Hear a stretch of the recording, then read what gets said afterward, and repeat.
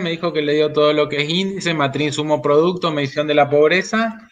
Así que lo que nos queda pendiente es terminar los prácticos de medición y evaluación del producto y ahí ya vamos a arrancar con la unidad 2. Para la unidad 2, bueno, le voy a dar vamos a ver hasta dónde llegamos hoy. Pero Fisher y Dorbuch, capítulo 9, bastante claro, completito, más todo lo que se le dé en clase, ¿no es cierto? Bueno. Empiecen a ver, habíamos quedado en el... Vamos a hacer el práctico 12. Así que, ¿tienen a mano los prácticos? Vamos al ejercicio 12 de la guía 1.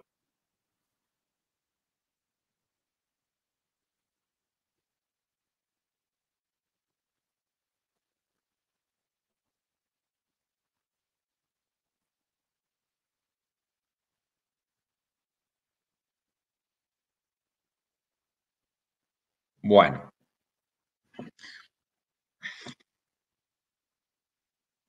Yo voy leyendo y da rato, mira, así que cualquier cosita me escriben en el chat. El práctico dice, en base a los siguientes datos del país X, calcular por el método que corresponda conforme a los datos disponibles. El Producto Bruto Nacional a precio de mercado, el Producto Bruto Nacional al costo de los factores, el Producto Neto Nacional a precio de mercado y el Producto Neto Nacional al costo de los factores. Bueno, ahí le da un cuadro con una serie de datos. ¿No es cierto? Y si ustedes se fijan bien, tienen algunos datos que dice no disponible.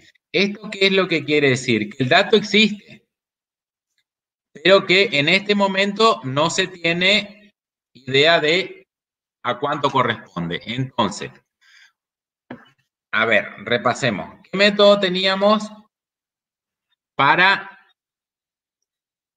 calcular el producto?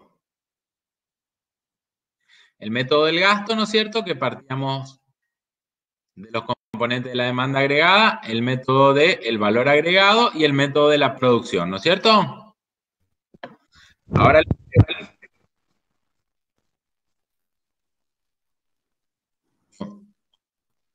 si los intereses no están disponibles, ¿qué método ya no voy a poder utilizar? Porque hay intereses, solo que el dato no lo tengo disponible, entonces me está faltando un dato. A ver, alguien que me quiera decir. ¿Gasto? ¿El método del gasto? El del ingreso no se puede, profe, pues no me interesa. Perfecto, el del ingreso, ¿no? El del gasto, sí, todavía el interés no se mide en el... no es un componente del método del gasto. Bueno, entonces por el método del ingreso seguro ya no vamos a poder determinar. Vamos a ver qué otro dato no está disponible.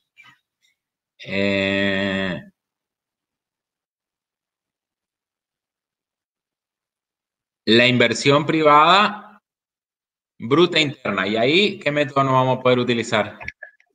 Ahora sí, el de gasto.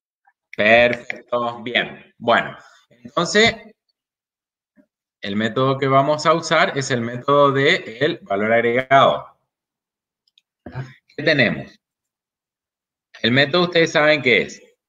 Valor agregado del sector, que tantos sectores tenga la economía, menos los insumos requeridos por ese sector, así queda como producto los bienes y servicios finales. Bueno, tenemos, ¿cuántos sectores tenemos acá? Sector 2, sector 3, y cada uno tiene que tener su valor y sus insumos. Bueno,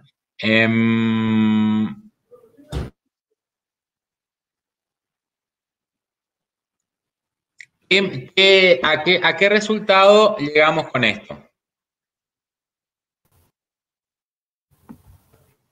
El método de la producción, profe, nos da el producto nacional a costa de factores, que sería el punto B. No, es el que te da el método del ingreso. o de la producción. Por esto vas a llegar al PBI a precio de mercado igual que el gasto. Porque también te está mirando desde la demanda del banco. Bueno, yo les voy a ver, vamos a acelerar un poquitito, así terminamos hoy, sin que se pierdan algo, por supuesto. Bueno, el punto K tienen el valor añadido del sector 1. Sean prolijos, chicos, con esto, tanto para su práctica como para el examen, obviamente, ¿no es cierto? O sea, ustedes saben que las fórmulas, entonces escriban. Por eso extraño el pizarrón. PBI, precio de mercado. Con mi letra no se pierde nada igual, pero al menos entendíamos.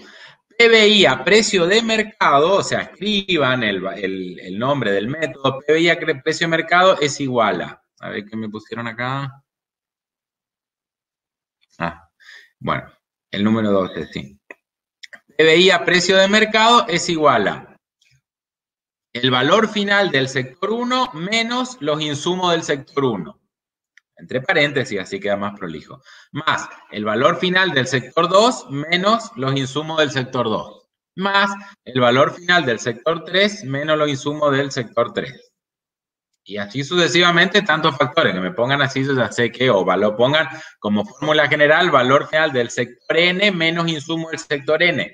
Cada vez que uno le agrega el apéndice N, quiere decir que son N sectores.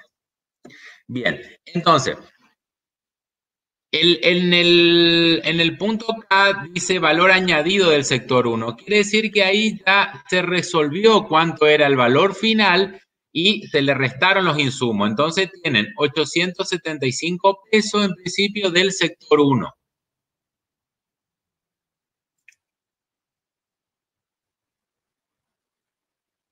Más, ¿qué tenemos del sector 2? En el sector 2 sí tenemos el valor de la producción del sector 2, que son 680 pesos, menos, está en el punto D, menos los insumos del sector 2, que son 110 pesos. Y más el valor añadido del sector 3, que son el punto O, que son 950 pesos. Eso le da 2.395 pesos. ¿Hasta ahí algún inconveniente?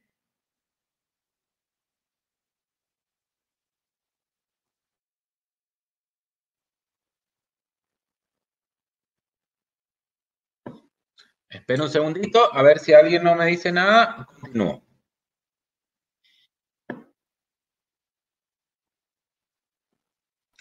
Profe, ¿podría hacer un repaso de esto, por favor? ¿Un repaso de qué? ¿Del cálculo del método?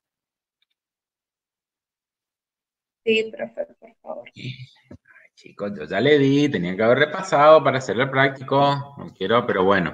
Nosotros tenemos 3 métodos para calcular el producto. Acá el ejercicio consta del cálculo y la evaluación del producto.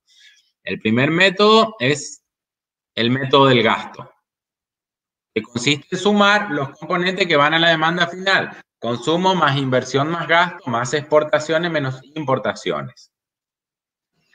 El segundo método, por los 3 métodos llegamos a lo mismo, al producto. Solo que en este primer método llegamos al Producto Bruto Interno a precio de mercado. El segundo método es el que estamos aplicando ahora, que es el método del valor agregado, ¿no es cierto? Donde lo que tenemos es, para determinar el cálculo del producto, se determina la producción de tantos sectores tenga la economía menos los insumos de esos sectores. La sumatoria de esto nos da el valor añadido de todos los sectores. Como el práctico en algunos casos, ya, por un lado tiene, en el sector 2 tiene la producción menos los insumos. Pero en el sector 1 y el sector 3 ya calculó, ya tiene solamente el valor añadido, entonces lo que hacemos es de 3 sectores que tiene esta economía, tomar el valor añadido de los 2 sectores que tenemos y del otro calcular el valor añadido que es producción menos insumo. Entonces ahí tenemos. Y el otro, el último método que me faltó, el método del ingreso, método de la producción, ahí dependen los autores. pero método de ingreso, producción, es lo mismo. Lo importante es que sepan el desarrollo de la ecuación. Ese método se calcula el producto en base a la suma de la retribución a los factores de la producción. Los factores de la producción eran 4 y la retribución a los factores eran los intereses, los beneficios, las rentas y obviamente los salarios, ¿no es cierto? Que por este método nosotros llegamos al producto neto nacional al costo de los factores. Ahí tienen los 3 métodos y bueno, ahí tienen que ver. Después el resto repásenlo bien en la teoría. Ya vimos. Bueno, entonces, llegamos a que es el PBI 2395. ¿Qué me escriben acá? 875, que era el valor añadido del sector 1, más paréntesis 680, que es la producción del sector 2, menos los insumos del sector 2, que son 110, más 950, que es el valor añadido del sector 3. Eso me da 2.395. Eso es Producto Bruto Interno a precio de mercado.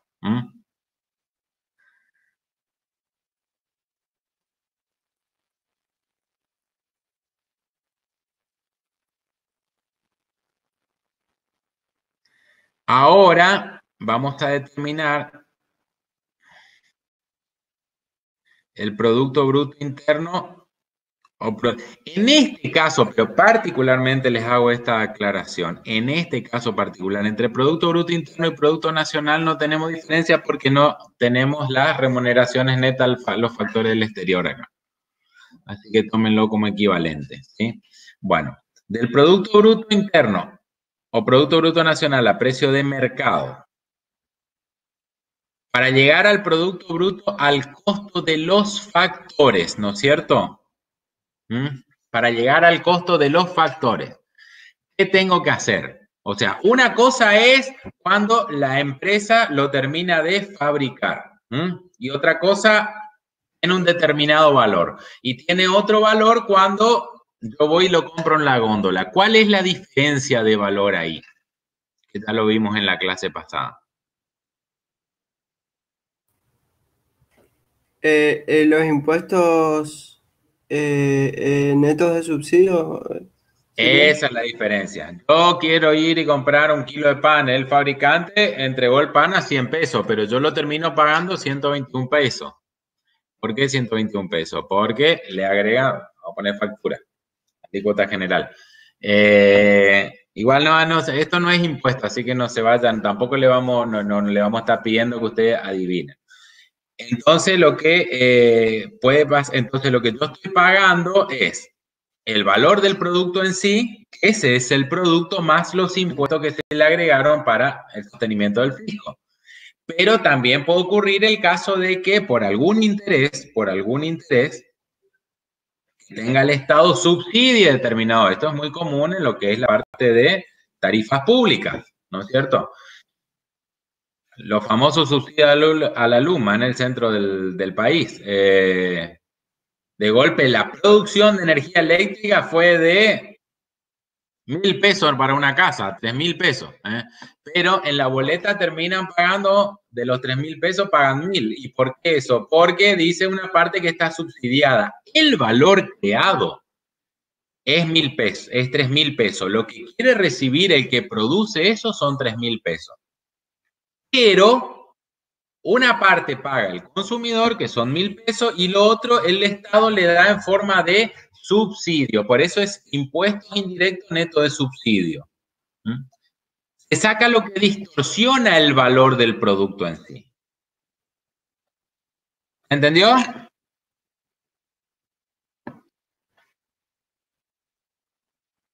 Entonces, lo que yo tengo ahí de impuestos indirectos neto de subsidio,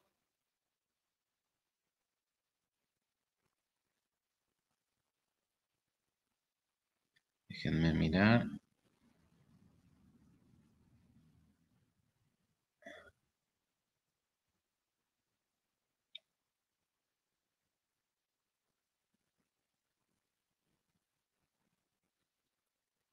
son 35 pesos.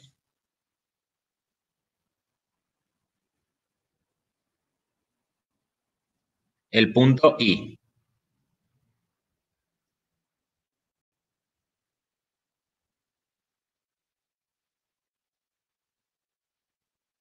Entonces tenemos,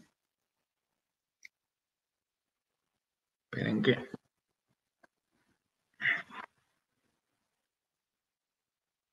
2.395 pesos menos 35 pesos.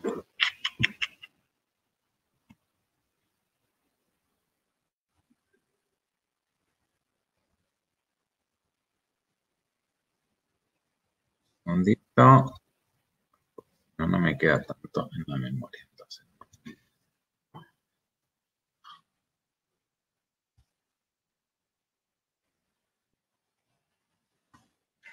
$2.360. ¿Estamos de acuerdo? Este es el producto bruto, el costo de los factores. Bien. Ahora, para llegar al producto neto al costo de los factores.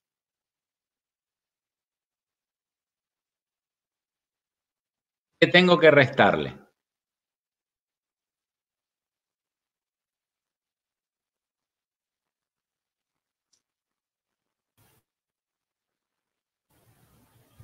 Las depreciaciones. Las depreciaciones, que son 20 pesos. El punto A. O sea que... Recording is on. Epa. ¿Escucharon eso? Ahí pusieron a grabar la clase. Ah, está bien. Bueno, entonces me queda el producto neto al costo de los factores, me queda en 2.340 pesos. ¿Sí? O sea, con tranquilidad, tengan, repasen bien los tres métodos, se fijan los datos que tienen disponible y cuál está no disponible, el dato que no está disponible, a qué método corresponde, ese método ya lo descartan. No estoy compartiendo pantalla. Es la consigna del práctico nomás. Yo estoy sacando la cuenta mientras. Bueno. Y ahí lo determinan. Bueno, vamos al punto 13 entonces. Es un ejercicio de estructura similar. Primero entonces, ¿qué tenemos que ver? ¿Qué dato no tenemos disponible?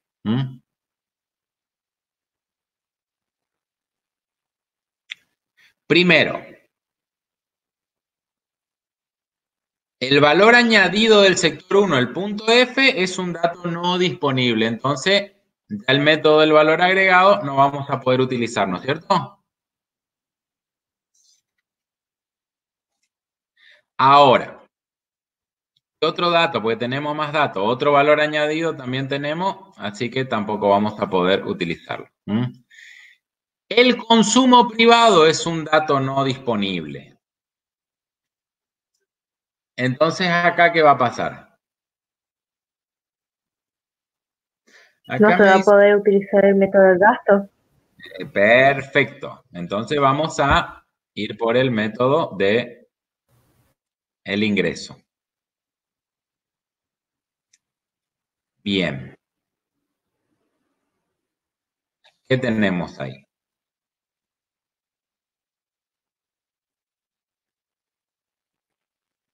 Vamos a empezar por las funciones salario más interés más beneficio más renta. Con esto, acuérdense que llegamos al costo, al producto neto, al ingreso nacional, que es igual al producto neto nacional al costo de los factores. ¿Sí?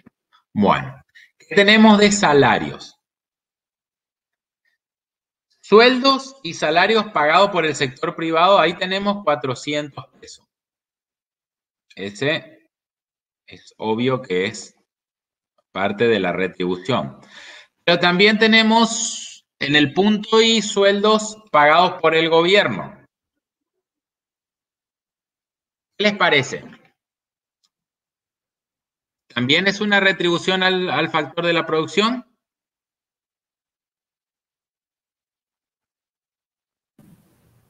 Sí, Sí, por coincido. supuesto, porque en vez de trabajar para una empresa privada que fabrique un bien o preste un servicio, hay personas que ponen su fuerza laboral a disposición del sector público, que también es para prestar un servicio que forma parte del producto.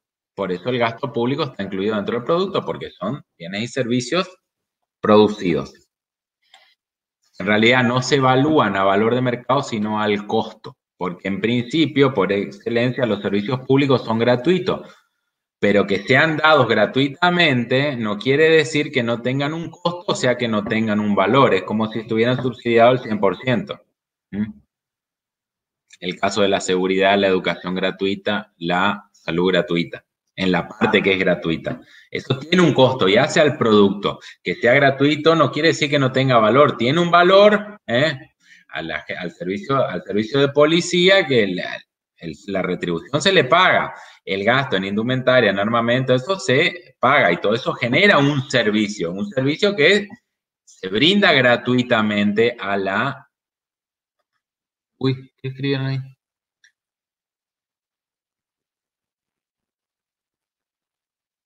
La D no sé qué vendría a ser. W, porque salario se simboliza como W y la renta como R. Interés y beneficio.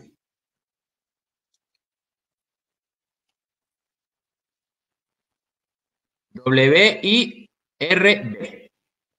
Acuérdense que yo les dije que simplificadamente se ve como se engloba lo que es intereses, beneficio y renta dentro de beneficios.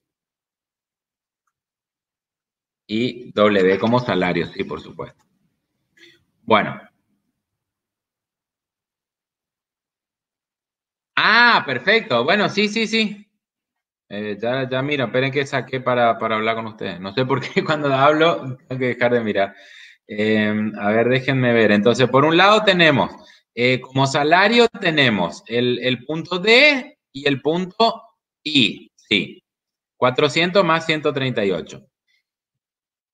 Como intereses tenemos, ¿dónde hay intereses acá?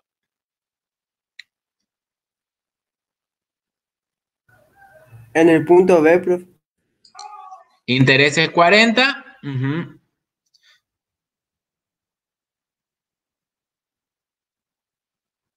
Rentas tenemos, entonces el punto B, después tenemos alquileres por un lado en el punto C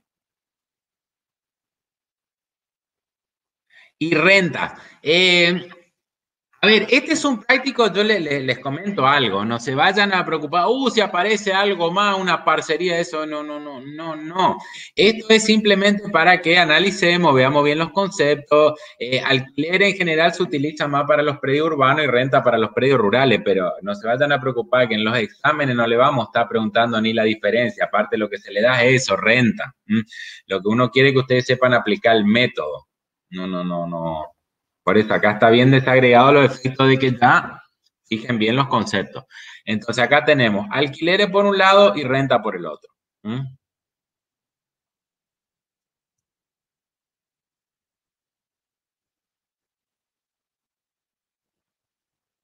Y después tenemos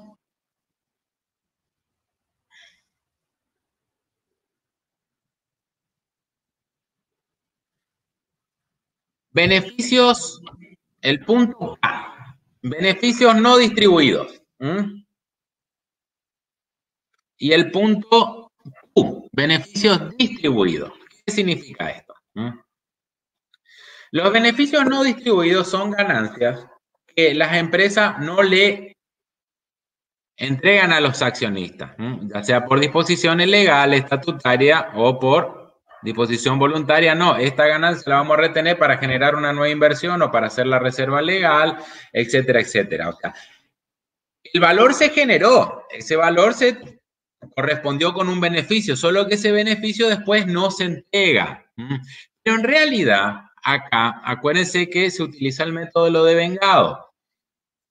Los accionistas, los dueños de la empresa, tienen derecho a ese beneficio y van a tener como parte de su valor ese beneficio. Porque si se hace una mayor inversión en la empresa, ese mayor valor de la empresa es propiedad del que no se apropió de los beneficios, ¿me entienden? Y esto se genera con un nuevo reparto de acciones. O con la nueva evaluación de la empresa si no hay reparto de acciones en una pyme. Si yo no retiro la ganancia, pero la invierto y compro otra máquina, resulta que mi patrimonio, mi ganancia está en un mayor valor de mi patrimonio. O sea, se cumple la ecuación contable. Entonces, la totalidad de los beneficios se consideran, tanto los distribuidos como los no distribuidos, se consideran beneficios. Solo que uno los puede llevar al bolsillo y comprar lo que quiera y lo otro simplemente me representa un mayor valor que lo hago porque en un futuro me va a dar un mayor beneficio. ¿Sí? Entonces, ambos se suman. La diferencia entre beneficio distribuido y no distribuido es cuando se llega al ingreso personal disponible. Cuando llegamos, nosotros ya habíamos visto la ecuación del ingreso personal disponible, ¿no es cierto? Le restamos los impuestos, le sumamos las transferencias que recibimos y ahí teníamos. Bueno, acá también le tenemos que restar los beneficios no distribuidos al disponible porque no lo tengo en el bolsillo para gastar, pero sí fue un beneficio. ¿Está claro? Entonces tenemos, acuérdense que por este método calculábamos el ingreso nacional o producto neto nacional al costo de los factores, que me da 705 pesos.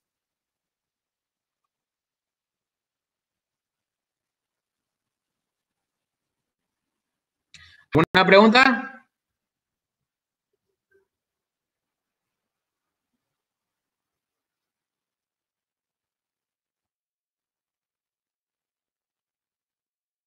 ¿Llegaron sin problema? Sí, profe, perfecto. Perfecto, bueno. El práctico además nos pedía que calculemos el Producto Bruto Nacional al costo de los factores, el Producto Neto Nacional a precio de mercado y el Producto Bruto Nacional a precio de mercado. Bueno. Para llegar al Producto Neto Nacional a precio de mercado, esto está evaluado a costo de factores. Ahora vamos a llevarlo a precio de mercado. Prestenme atención acá. A veces, yo sé que a mí me parece sencillo porque estoy habituado, pero por ahí ustedes le confunden. Si yo para llegar, prestenme atención y después calculan. Si yo para llegar de el precio de mercado al costo de los factores le restaba los impuestos, cuando digo los impuestos, es los impuestos netos subsidio. Para llegar del costo de los factores a precio de mercado, ¿qué tengo que hacer? Sumar. Sumar es la operación inversa. O sea, acá está evaluado a lo que vale en la puerta de la fábrica. Cuando se vende en góndola, le recargan impuestos, le aplican subsidio. Entonces, acá en vez de restarle, tengo que sumar para llegar al precio de mercado. Bien. Entonces tenemos. ¿Qué tenemos? De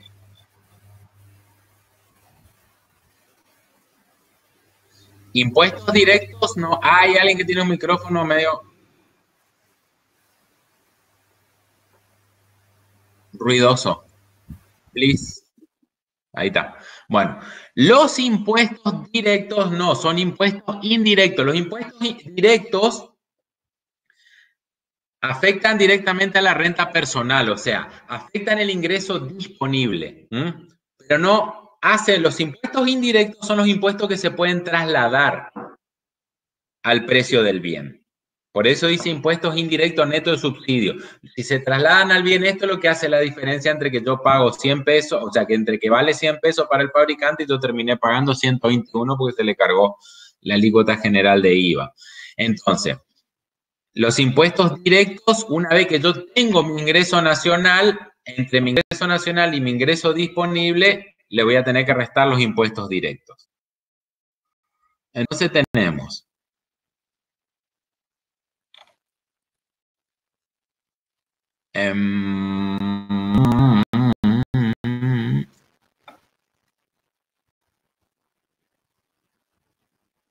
tenemos, por un lado, impuestos indirectos netos de subsidio por 20 pesos, el R.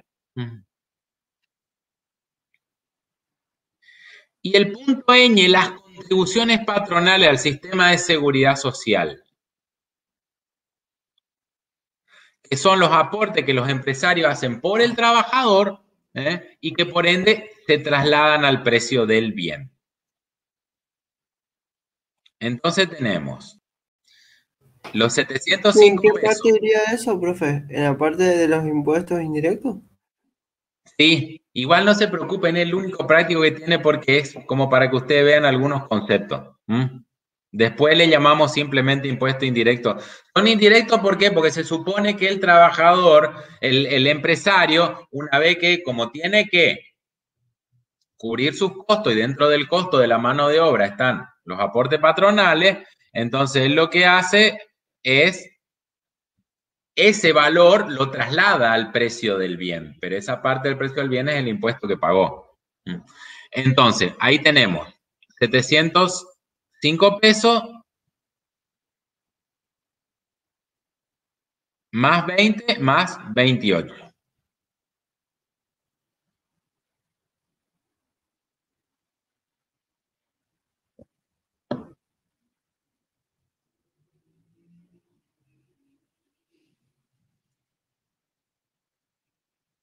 Me da 753 pesos. Ese sería el producto neto nacional a precio de mercado. Pongan bien, sean bien prolijitos con esto. A ver si hay alguna pregunta. No, ya está. Bueno. Ahora vamos a calcular el producto bruto nacional al costo de los factores, que también me pide el práctico, el producto bruto nacional al costo de los factores. Volvemos al producto neto nacional al costo de los factores, al ingreso nacional que habíamos sacado. Y les pregunto una cosa. Eran los 705 pesos. Si yo, lo mismo que les dije hoy, si yo para llegar del producto bruto al neto le restaba las depreciaciones, ahora para ir del neto al bruto, ¿qué tengo que hacer? La operación opuesta. Sumar las depreciaciones. Perfecto. Entonces, ahí es sencillo. Tienen 705 pesos más el punto E, que son 60 pesos, que son las depreciaciones.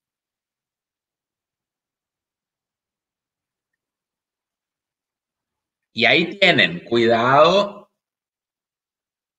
con la indicación, el producto bruto nacional al costo de los factores es igual a 765 pesos. 705 que era el producto neto al costo de los factores, más 60 pesos que son las depreciaciones. Bueno, y ahora sí, lleguemos al producto bruto nacional a precio de mercado. Acá partan de cualquiera de los dos. O del producto neto nacional al precio de mercado y le suman las depreciaciones, o del producto bruto nacional al costo de los factores y le suman los impuestos indirectos netos de subsidio. Es más, prueben las dos y con las dos tienen que llegar a lo mismo, si no está algo mal calculado. Les da 800, el producto bruto nacional a precio de mercado les da 813 pesos. ¿Sí? ¿Alguna pregunta? Espera un segundito. No, profe, todo correcto. Bueno, a ver, tus compañeros, ¿alguno? Bueno. Chicos, ya que el otro día se planteó, ¿qué tienen ustedes como 14? Por las dudas. Yo no tengo sé. un cuadrito que dice, según la CEPAL, la tasa No, de... bueno, dejemos ese ahora. Es un ejercicio de aplicación. Aparte está desactualizado y tú ya le mostré las tasas de crecimiento y eso. No. Dejemos, hagan después si quieren. Pasemos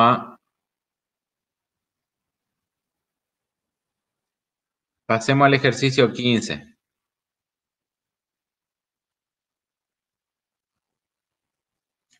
Bueno, rapidito el ejercicio 15. Considere cómo afectará probablemente al PBI real, ¿no es cierto?, a la cantidad real de bienes y servicios cada uno de los acontecimientos siguientes. Un temporal, bueno, ahí podríamos poner una pandemia obliga a cerrar las cataratas durante 1 año y medio. Obviamente que va a afectar de manera negativa. ¿Por qué? Porque los ingresos por servicio afines al turismo se van a ver mermados como ya vimos mermados. Hay países que realmente el turismo es, uno el caso de Cuba, ¿no es cierto? Que el otro día estaba mirando un informe, por favor, donde el turismo en la Argentina no está, o sea, siempre es un elemento importante, pero no tanto, digamos, como otros países. Y realmente hay zonas que están muy, muy afectadas, que armaron su estructura en base al turismo porque reciben mucho y hay que la están pasando mal con este tema. Muy mal. Muy, muy, muy, muy mal. Esto que ustedes Que vivieron sería ahí. el caso de España, profe, ¿puede ser? Sí, de España, de Italia. En Italia es terrible los ingresos. Aparte hay comunidades enteras. Y eso es todo, podemos discutir ahora. Pero a ver, vamos a lo que le dije. Todo lo que es la zona del Caribe, en general son países pobres, salvo Puerto Rico, que es un protectorado norteamericano que también tiene sus problemas, o Panamá. En el caso de Panamá, cuando ustedes, no sé si llegaron a leer, o sea, es muy curioso. Uno tiene la percepción de que Panamá es un país, un oasis dentro de Latinoamérica. Pero cuando leen esos papers que yo le pasé de Sebastián Edward, donde analiza el caso Panamá, uno se encuentra con que no hay mucha diferencia. Realmente Panamá, o sea, si bien es un país que está muy subsidiado por Estados Unidos, vive con problemas de cesación de pago con el FMI, pero en el mismo paper aclara, o sea, como los grandes problemas de Panamá son pequeños a escala, porque Panamá es un país pequeño, pero estratégicamente es de alto interés de Estados Unidos, digamos que siempre le recomiendan a volver a arreglar con el FMI, o sea, se le da una ayuda siempre para que se vuelva a arreglar y arreglar y arreglar, pero son países que viven esencialmente del turismo. Yo pensé que el canal de Panamá le hacía un aporte mayor, pero evidentemente no es tan así. Cada país tiene su realidad. Y todo el resto de los países, que son países pobres, Haití, República Dominicana en general, son países que el turismo es muy importante para ellos. Y las comunidades sobre la zona turística, o sea, adaptaron su estructura productiva en base al turismo. Si vos pusiste un hotel, ¿de qué vas a vivir? O sea, evidentemente la inversión es importante y de golpe se te cortó abruptamente la afluencia de ingresos, es un tema. Lo que están viviendo es histórico y va a dar para escribir mucho. Bueno, así que entonces este temporal afecta negativamente, van a caer los ingresos por servicio. El descubrimiento de una nueva variedad de trigo, un incremento en la productividad, afectaría en principio de manera positiva. O sea, si aumenta la producción por este descubrimiento, obviamente que va a haber, sobre todo para la Argentina. Miren, yo le digo una cosa, yo hice ese cálculo, esos días que uno se pone, bueno, a ver qué hago para no aburrirme, entonces me puse a calcular la producción argentina de trigo, carne. Está con los datos del INDE, con la información económica que tienen de PBI, o sea, ustedes ven trigo, carne, maíz y soja. Con esos 4 productos, con esos 4 nomás, producción primaria, los convertí, busqué en internet cuántos kilocalorías equivale 1 kilo de soja, cuántos kilocalorías equivale 1 kilo de carne, 1 kilo de maíz, 1 kilo de trigo, convertí a kilocaloría y también saqué el cálculo de que cada persona requiere 1200 kilocalorías, ya no me acuerdo si era diaria, para su subsistencia, y bueno, hice la cuenta, hice esa equivalencia de cuánto producía la Argentina en alimentos, y es cierto que la Argentina puede dar de comer en un año tranquilamente a 400 millones de personas, solo con esos productos, ni siquiera consideré economías regionales. Solo con esos 4 productos, si ustedes hacen esa cuenta, vean la cosecha del año, la transforman en kilocalorías y cuántos kilocalorías se requiere para alimentar a una persona. Realmente, y de ahí uno se pone a delirar porque uno dice, a ver, bueno, nosotros somos 44 millones de habitantes, vamos a redondear en 40 porque se produce más, encima tú saques en un año de seca. Bueno, vamos a ponerle que, o sea, nosotros consumimos solo el 10% de lo que producimos en alimentos. Pues si producimos para 400 millones y somos 40, estamos consumiendo solo el 10% en línea. O sea, con un impuesto, con un solo impuesto del 10% sobre la producción, que del 10% no es nada, la presión tributaria sobre el campo está en alrededor del 60%, sí. Si vos ganás $100, 60 son del Estado, 40 tuyos. Esto es así. Con solo el 10%, con solo un impuesto de $10 cada 100, se podría dar de comer gratis, no a la población pobre, a toda la población del país. Esto, los números me muestran eso. Pero bueno, se cobra mucho más, la presión tributaria es mucho más alta y la presión sobre el campo es más alta todavía. El aumento de la hostilidad entre los sindicatos y los empresarios desencadena una ola de huelga. Bueno, ni vamos a hablar. Una ola de huelga hace caer la producción. Y al caer la producción, cae el producto. Las empresas de toda la economía ven disminuir su demanda, por lo que despiden a algunos trabajadores. Y caen el nivel de empleo, también cae el nivel de salario. Si no hay salarios o caen los salarios, también cae el consumo. Por ende, el PBI tiende a caer. Por el lado de la demanda, acá porque cae el consumo, porque al haber mayor desempleo hay menos gente con sueldo para comprar cosas. Y por el lado de la oferta también, porque los empresarios que ven de que está habiendo desempleo no van a invertir para incrementar la producción, es más, van a disminuir la producción porque no van a tener a quién venderle. Las crisis son círculos viciosos complicados. Bueno, vamos al punto 16.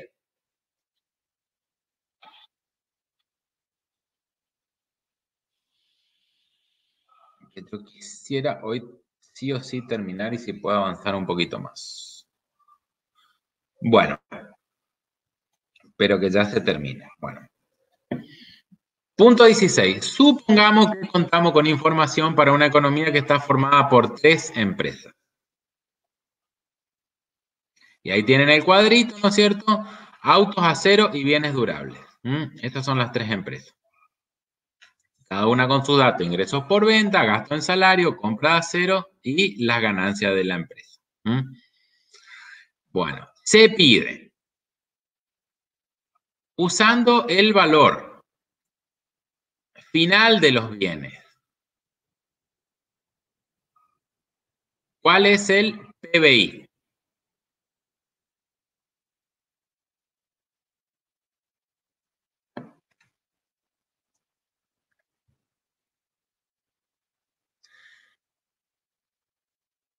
Vamos por sector.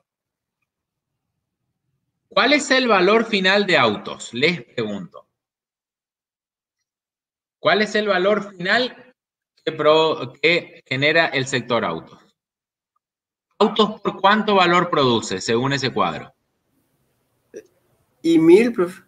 1000. El valor final es 1000. ¿Cuántos autos salieron por 1000?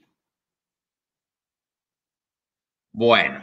Así que ya tenemos, del sector auto, sean prolijos en esto, producción final, autos 1000. Pongan arriba en el renglón y abajo pónganle el valor. ¿Cuánto es el valor final de acero?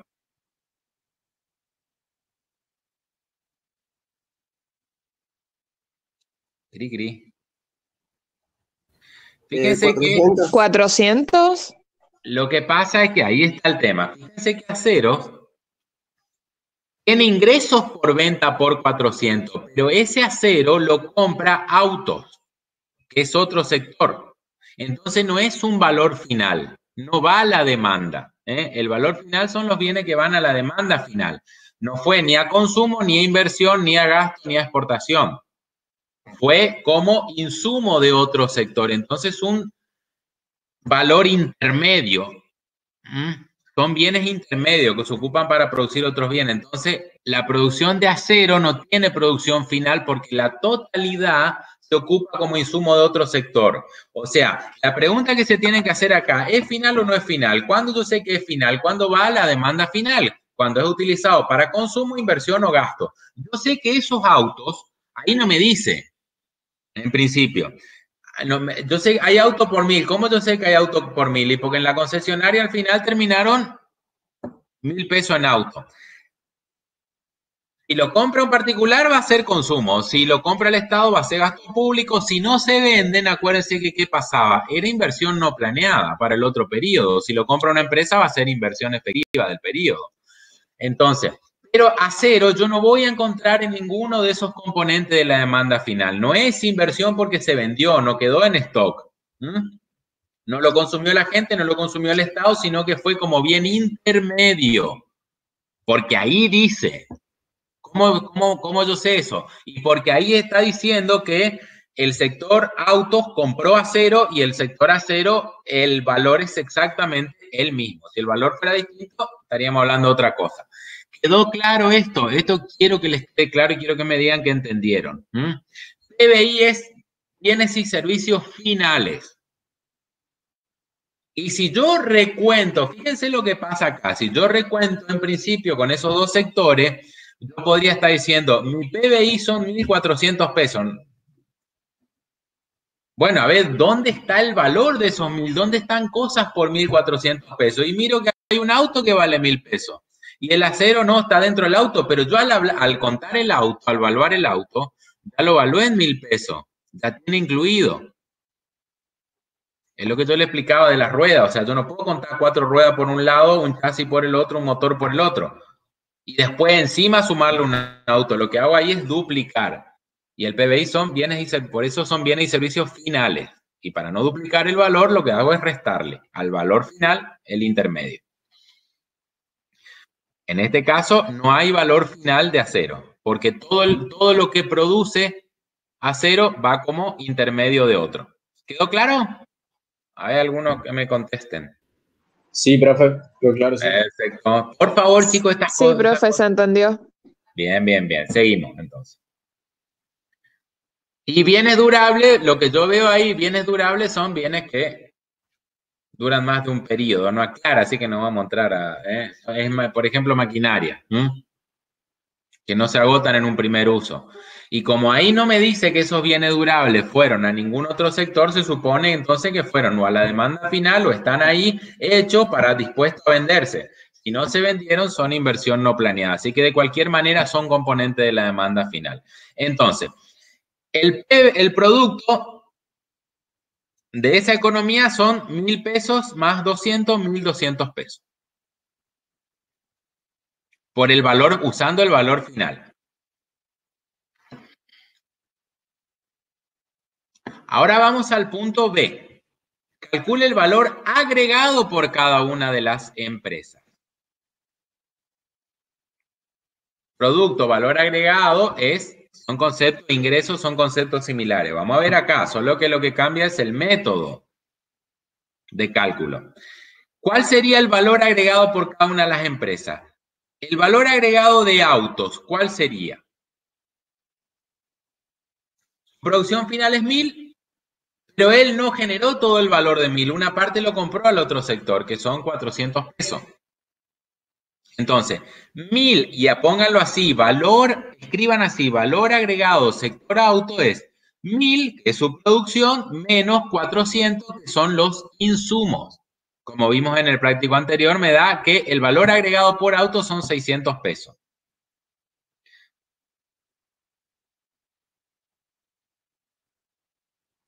Esos 600 después, obviamente, el valor agregado es retribución de alguno de los factores. ¿Vieron cómo cierra el flujo circular? Esos 600 pesos fueron en parte en salario, 500, y 100 fueron en ganancia de los empresarios. Entonces tienen 1.000 pesos de valor de ingreso por venta o producción menos insumos por 400. ¿Cuál es el valor agregado de acero? Acá ya no estamos viendo lo que fue a la demanda, sino el valor que se generó en cada sector. En acero, 400 y no tuvo insumo de otro sector. Entonces el valor agregado del sector acero es 400 pesos. 400 menos 0. Producción de acero menos insumo de acero es 400.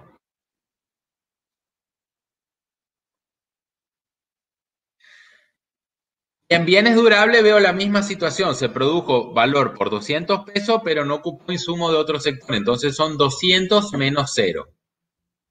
¿Cuánto les da?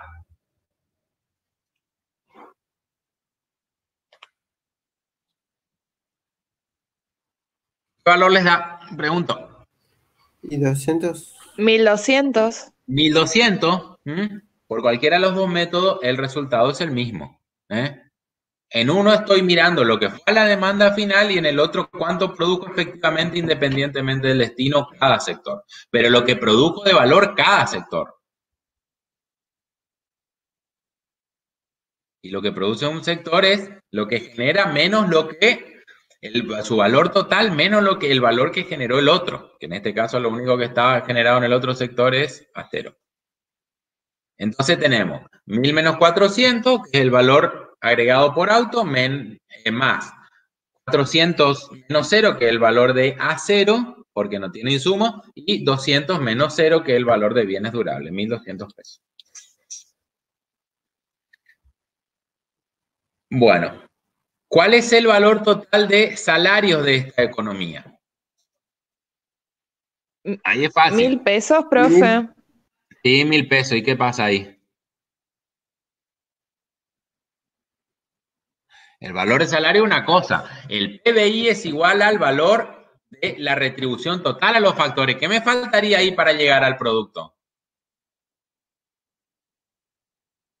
¿Los beneficios? Los beneficios, ¿cuánto dan los beneficios? 200. 200. Y tiene que dar 200. Tiene que dar 200.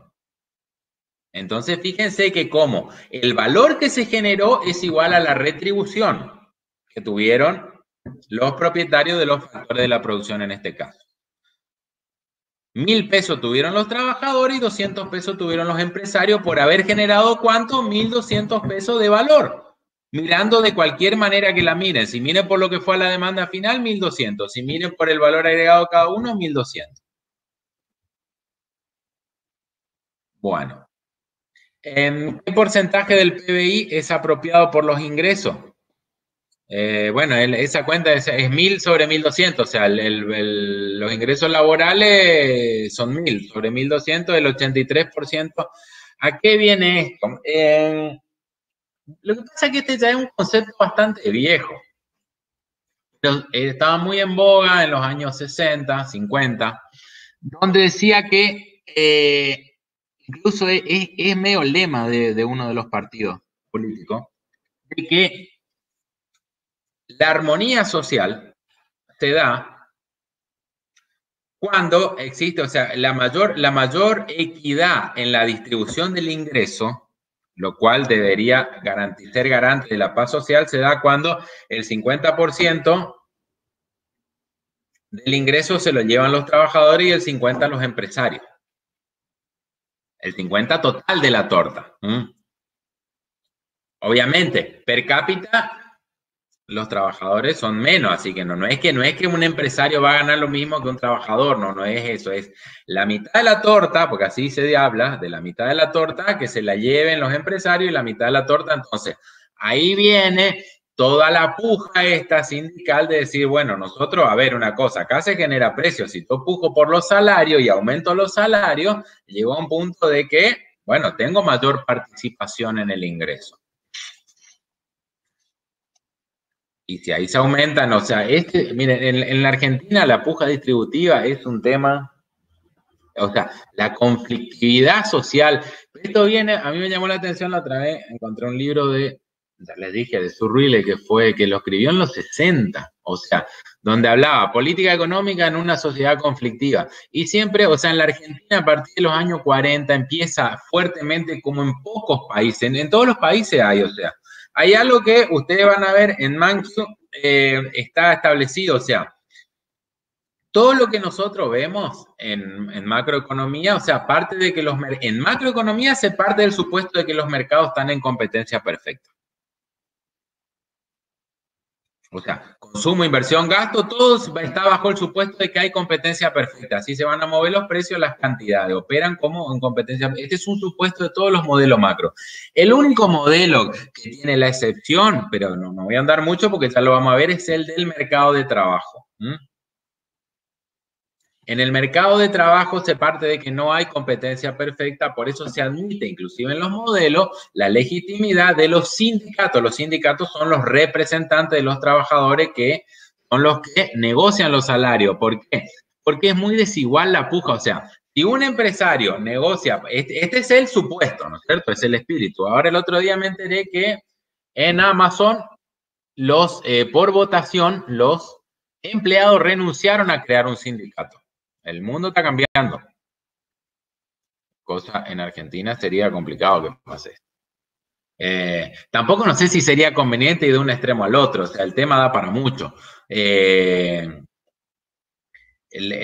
poder de negociación tiene que estar equilibrado. Como un empresario con un trabajador es muy desigual porque el trabajador... a ver, el empresario puede reducir un personal, tiene resto, tiene ahorro. Si no le gusta ese, le puede presionar con que si no acepta lo que te pago, contrata a otro, y todo lo que viene en la historia de la legislación laboral, que es bastante interesante, los movimientos anarquistas y cómo se llegó a convalidar a los sindicatos. Pero vamos al tema económico, después en otro momento lo hablamos como lectura complementaria, cómo se llegó. Pero entonces, ¿está legitimada la acción de los sindicatos como negociante de los salarios? ¿Para qué? Para actuar colectivamente, o sea,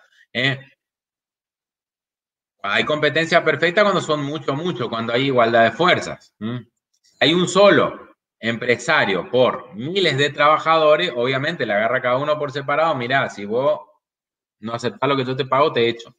Entonces, la fuerza colectiva de los sindicatos hace eso. Mirá, acá nos pagás a todos por igual o nos vamos todos. Ya, si tengo que echar uno, el problema de ese uno. Si tengo que echar todos, ya el problema es mío como empresario. Bueno, estos son los argumentos, digamos. Después en la práctica tenés de todo. En la práctica tenés sindicatos que te paralizan una empresa y que el dueño termina diciendo, y ustedes saben, lean la noticia, hay casos que dicen, ¿sabe qué? No puedo más. No puedo más. Porque hay momentos que hay crisis. Lamentablemente en las crisis vos te quedan dos, o bajás los salarios o echas gente. Y cuando el sindicato tiene poder y se pone intransigente y no permite bajar los salarios o no permite hacer reducciones, suspensiones temporarias y se pone intransigente, entonces hay empresarios que, bueno, sé que hasta acá llegué, no puedo más. No puedo más. El tema, sobre todo en la Argentina, es muy conflictivo. Ya le digo, la idea de algunos sectores es tener como meta esto, de que la distribución del ingreso en el país se dé 50% del ingreso para los trabajadores y 50% para los empresarios. Me parece una regla que no tiene, o sea, no tiene fundamento más que el decir acá es por igual la distribución. Habría que ver otros factores. No va a ser garante de buena posición. Lo bueno es que haya armonía, y la armonía es dinámica, no está basada en un número que sea 50-50, 40-60, 20-30, no pasa por ahí.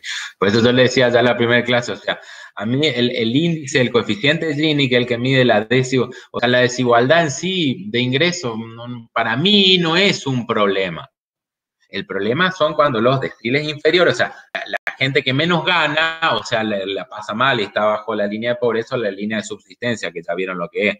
A mí, pero si yo gano bien, a mí no me importa que Elon Musk o Bill Gates ganen $1.000 millones por año, yo gano $1 millón por año. Métele, ganá 2.000, 3.000, yo con $1 millón soy feliz, me conformo. O sea, lo que les decía, o sea, el término desigualdad es bastante relativo, no va por ahí. El problema viene por otro lado, el problema viene por ver si los que están en el decil abajo, ¿cómo hacemos para que lleguen a cubrir sus necesidades? O cómo tengan posibilidad de movilidad social, o sea, de ascender. No me importa si el que tiene mucho, tiene mucho. Si realmente trabajó y lo ganó honestamente y tiene talento para hacer negocio o graba un buen disco, ¿qué va a hacer? Pero no todos piensan como yo. Igual eso es opinión sobre el tema. Está muy en boga, antes ni se discutía. Antes había que, de hecho, hay que llegar a la igualdad, a la distribución óptima de la renta. Les dije, ya hay sociedades que hay más iguales, pero son todos pobres. No se consiguió en la realidad una lucha contra la desigualdad que eleve los niveles de los de abajo. Lo que hace es bajar los niveles de los de arriba por la redistribución. Bueno. Profe, ahí se está metiendo en un problema que es a lo que hablan bastante de la intervención del Estado. Sí, a ver, esto igual lo van a ver en finanzas y lo vemos más adelante. Yo le digo una cosa. El Estado tiene tres funciones según Musgrave, que es la visión moderna. La función asignación de bienes públicos, o sea, seguridad, justicia, salud, educación, esto no vamos a entrar. Estabilización de la economía es una de las funciones. Esto le digo según el autor más renombrado de esto, Musgrave, y lo van a ver conmigo, por eso a mí me gusta citarlo. O sea, bueno. Estabilización de la economía significa que la inflación sea baja, ¿no es cierto? Y que haya crecimiento. ¿Cuánto? Bueno, depende de la coyuntura. Obviamente que si tenés una pandemia no vas a tener crecimiento económico porque te tumbó todo. Pero se entiende, o sea, como línea general, que en condiciones normales tu país crezca y tenga inflación baja. O no tenga inflación, porque hoy el mundo no tiene inflación. Y la tercera función del Estado sí es la redistribución. A ver, algo tenés que redistribuir. Yo no digo que no, al contrario, digo que sí, que necesariamente hay un pacto social donde, porque si no, el mundo sería, o sea, el país y cualquier sociedad sería muy injusta y muy inestable y no podría ser, porque en realidad no nacemos todos iguales. Hay gente que nace en condiciones paupérrimas y que si el Estado no está para darle una mano, vive en condiciones infrahumanas y para mí no es admisible que alguien viva en condiciones infrahumanas si nació así. Hay que tratar de... Ahora, acá hay un problema del cuánto. Para mí es un problema del cuánto. Para mí tiene que haber asignación, sí. Para mí la presión tributaria tiene que llegar a entre un 25 y un 30% y que con ese 30% de presión tributaria se ocupen esos ingresos para, entre otras cosas, estas funciones, porque más del 30% se empieza a perjudicar. Ahora, que un tipo gane mucho, tomarlo como no, vos tenés mucho y dale al otro, pará, porque si por su esfuerzo ganó mucho, también generó trabajo, o sea, generó PBI, déjale que lo disfrute. Pero ya le digo, a mí me parece que acá la cuestión es una cuestión de magnitud, siempre y cuando hablemos dentro de la legalidad. Por eso le digo, si el tipo que acá trabajó mucho, hay que aplaudirlo, y tiene mucho, y está bien que se tenga más, porque se lo ganó y ese tendría que servir de incentivo para los otros. Ahora, es cierto que, o sea, acá hay una discusión entre aristocracia y meritocracia. Ahora, ¿qué posibilidad, si no le das, por ejemplo, vía educación pública pagada por impuestos, el acceso a la educación gratuita a los sectores más vulnerables, qué posibilidad van a tener los sectores más vulnerables de acceder a las oportunidades para crecer? Bueno, la discusión es para largo y tenés lo del tirando al socialismo, no, es un problema de redistribución, hay que sacarle a lo que tienen mucho para darle a lo que tenemos poco y así logramos la armonía. Y para el otro sector es, no, dejarle a los que tengan mucho, yendo de un extremo al otro. Y el otro extremo, el extremo libertario, digamos, es no cobres nada de impuestos y deja, porque entonces los que tienen talento van a crecer mucho y está el crecimiento que genera un efecto derrame. Me parece excesivo. Lo que sí es cierto que países, vamos a hablar de salario. ¿Dónde vos te das cuenta de esto? Cuando vos comparás salario. Obviamente que nosotros al ser un país subdesarrollado, nuestros empresarios son más pobres, o sea, los ingresos son más pobres. Pero trabajadores que hacen lo mismo en uno y en otro país, ¿por qué ganan 10 veces menos? Y le estoy diciendo un dato estadístico. ¿Por qué gana un pintor, un plomero, gana 10 veces menos en la Argentina que el mismo pintor o plomero haciéndose trabajo en Estados Unidos? ¿Se preguntaron eso alguna vez? Si la productividad es similar. Supóngase, porque pintor le digo, ¿por qué? Porque necesita el rodillo y la pintura. No va a tener mayor... Obviamente, ¿por qué Bill Gates gana más que, qué sé yo, acá, que Grobo Copatel? Y porque trabajar con tecnología y valor agregado le genera miles de millones de dólares más. Ese sí tiene todo el argumento. Pero ¿por qué un tipo que hace lo mismo o hace algo similar en este país y en otro país, acá gana 10 veces menos y gana 10 veces menos? Porque toda la estructura económica desarrollada, o sea, ya vamos a ver que el crecimiento en el largo plazo es combinación de trabajo y capital. Como acá hay poco capital, es menos el crecimiento. Y si hay menos crecimiento, ustedes ven que hay menos PBI, menos distribución. Entonces, a productividades similares igual se refleja que hay mucha desigualdad entre economías. ¿Por qué? Porque las economías más desarrolladas pueden pagar mejor. Como ganan mejor, pagan mejor a igual productividad. Yo por eso le digo, el tema ese de la redistribución, o sea, entre comillas, una cosa es la contención, y para eso sí, ahora, pretender de que ir redistribuyendo para lograr la equidad, yo lo que vi es que más atrás el crecimiento que lo que soluciona el problema abajo. Acá se vive redistribuyendo. Cada vez tenemos los 80, la pobreza argentina no llega al 5%. Hoy la pobreza argentina es del 40%. Está bien, saca la pandemia, o sea, dejemos de lado la pandemia. La pobreza en Argentina pre-pandemia anda entre el 25%, 30%. Es terrible el nivel de pobreza y nunca visto en la Argentina. La Argentina no era un país que tenga ni nivel de pobreza ni nivel de desempleo antes de los 90. El nivel de desempleo en la Argentina, inclusive con hiperinflación, era un 5%. La pobreza también. Bueno, son temas que realmente en el mundo los zanjó ya y acá todavía estamos haciendo esos debates. Seguimos. Es entrar en lo que es moralmente correcto, el tema de la redistribución. Moralmente. Para mí. A ver. Porque entrar a hablar de igualdad es muy subjetivo.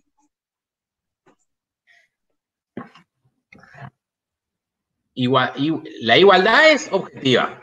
Bueno, acá en este país todos van a ganar igual. Tiene el caso de Cuba, Corea del Norte, que ya les dije, en realidad no ganan todo igual. Moralmente, ¿en qué sentido que está mal que haya desigualdad? No, profe, lo que voy es, creo que porque hay dos posiciones, como dijo, los socialistas y los liberales. Yo le estoy diciendo las posiciones extremas. En la mayoría silenciosa estamos en el medio. El medio es algo tenés que contener porque somos una sociedad, ¿no es cierto? Y somos todos argentinos y hay gente que está pasando mal y algo tenés que hacer. Ahora, está haciendo algo y eso algo se hace con impuestos. Hay algo que hay que entender. Toda política de Estado se hace con recursos del privado. No existe tal cosa como que el gobernante, porque a mí me argela yo hice. No, papito. Ni vos pagaste la deuda, ni vos construiste casa, ni vos hiciste nada. Todo se hace con recursos cobrados de los impuestos. Y si no se hace con recursos cobrados de los impuestos, se hace con deuda que después tienen que pagar los que pagan los impuestos para esta deuda. O se hace con emisión monetaria que la inflación la termina pagando todos los trabajadores. O sea, siempre el sector. Pero por eso, vamos, yo creo que para mí no es sí o no, no es todo o nada. No es ni un extremo o el otro. Para mí, la posición intermedia es algo de redistribución hay que hacer porque la sociedad sería muy explosiva. Aparte, yo no puedo ver que haya gente muriéndose de hambre en un país que se produce alimento para 400 millones. Pero por eso yo le digo, si ustedes le dicen al campo, ¿saben qué? Ustedes se van a encargar de dar de comer, hacen lo que quieren con su plata.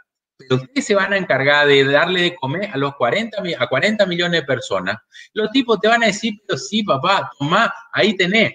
Porque es lo que le dije el ejemplo de hoy, es el 10% de su ingreso. Con eso, ¿sabes qué te van a decir? ¿Sabes qué? Cobrame ese 10, como quiera, le da de comer a todo el país gratis, ¿viste? Y déjame el resto que es mío.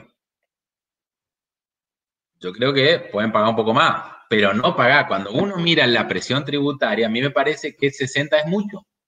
Que el 33% de retención es mucho. Que tiene que haber retenciones al campo. Las retenciones son estos impuestos que se le cobran a la exportación. Tiene que haber, y en un país como la Argentina tiene que haber porque tiene fundamentos técnicos, no es solo el quitarle porque hizo mucho, tiene un fundamento que vamos a avanzar en la materia y se los voy a dar. Pero, ahora, una cosa es quitarle un 10, un 15. Ahora, quitarle el 33% más todos los otros impuestos que si le sobró y ganó algo tiene que pagarme, me parece un abuso. Me parece a mí. Y esa es nuestra economía argentina. Y bueno, algún día esperamos. Yo ya pasé los 40, dice que hay unos esperamos que ustedes... Hay que yo le decir una cosa, como... Pasa que ustedes me están grabando, ¿no? Después cortan y pegan por ahí. Pero hay un debate que es muy interesante, y si a ustedes les interesa, métanse, porque cuando yo estaba estudiando y tenía la edad de ustedes,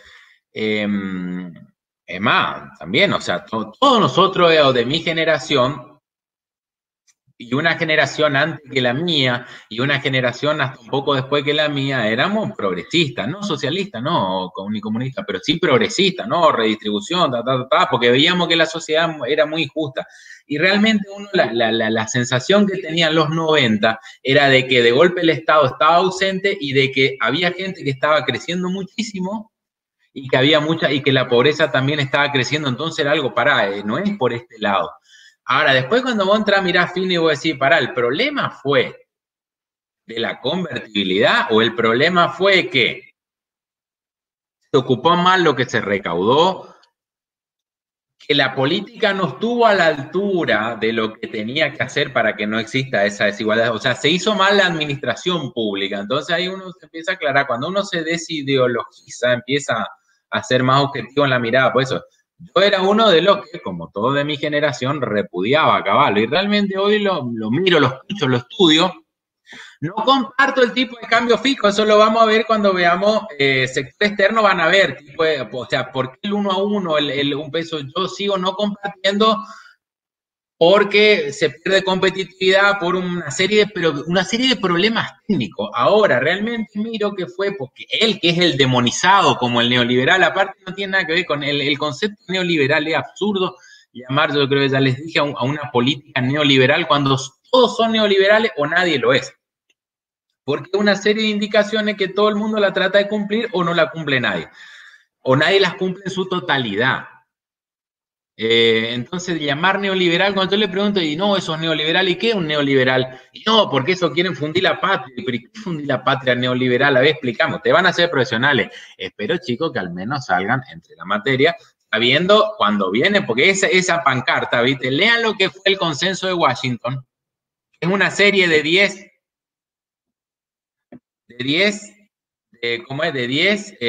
consejos que se generaron con financiamiento del Banco Mundial, el FMI, entre otros, para que los países salgan de sus crisis. Entonces, cuando vos mirás el consenso de Washington y vos ves, ¿qué te pide el consenso de Washington? Que tenga tipo de cambio competitivo, que tenga equilibrio fiscal.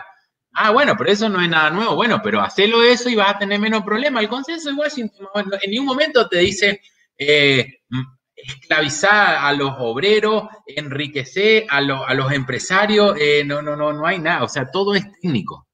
Es mal o bien aplicado. Pero realmente cuando uno mira, hay cosas que no comparto el consenso de Washington. La liberalización del sistema financiero para mí me parece que es muy peligrosa. Y de hecho ningún país liberalizó su sistema financiero. O sea, siempre está regulado el sistema financiero. Bueno, pero es un punto de 10 que no estoy de acuerdo. Otro sí, porque equilibrio fiscal no es, o sea, si yo soy neoliberal por bregar que haya un equilibrio fiscal, si yo sé que el equilibrio fiscal lo que va a hacer es que no haya inflación, entre otras cosas. Y a mí la inflación me pega, entonces no es tan malo el consenso de Washington o el neoliberal en todas sus pautas. Bueno, entonces, dentro de lo que le decía, por eso a veces lo nombro mucho a Caballo, porque considero que ese tipo de cambio no, pero hay muchas cosas que no es que fueron tan malas, tenían mucha mala propaganda. Mucha mala propaganda. Nunca lo voté tampoco. Pero aparte un tipo, realmente vale la pena, vean eso en YouTube. Bueno, lo que le decía, cuando alguien le dice que es un neoliberal, lean el consenso de Washington y fíjense ustedes, no sé, esto es mi opinión, esto no le voy a evaluar, pero fíjense ustedes a ver si coinciden o no conmigo, si es tan demoníaco y tan destructor esa serie de recomendaciones que hace el consenso para países que eviten sus crisis. No es para tanto. Al contrario, cosa que si hiciéramos caso no volveríamos a caer en crisis. Bueno, ¿qué estábamos? Nos fuimos a esto. Chicos, bueno. Hasta acá terminamos porque ahí ya empezaba los prácticos que le dio Isa. Empezaba índices. Hasta acá vimos la unidad 1, ahora vamos a empezar la unidad 2. Yo les recomiendo para la unidad 2 recomiendo no, bueno, la bibliografía más las presentaciones, ¿no es cierto? El capítulo 9 de Fisher y Dorbu está bien detallado, ¿no es cierto? Vamos a ver el mercado de bienes. Ahora sí, entonces les voy a compartir la presentación y vamos a comenzar. Un segundito.